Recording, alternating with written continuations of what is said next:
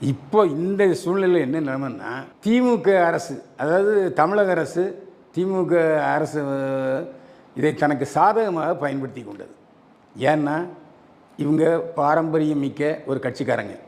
அதனால் நேராக கட்சிக்காரங்க எல்லோரும் அதிமுகரும் சரி, திமுகரும் சரி, நேராக ஆஸ்பத்திரியில் போய் ஹெவி ஒர்க் பண்ணிட்டாங்க.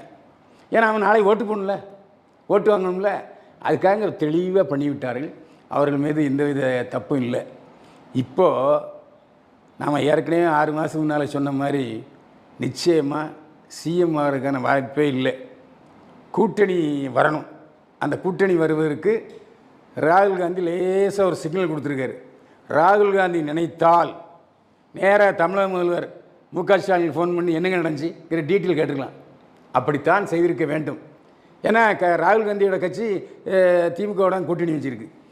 இவர் என்ன கணக்கு போடுறார்? ராகுல் காந்தி ஏதோ இப்போ ஒரு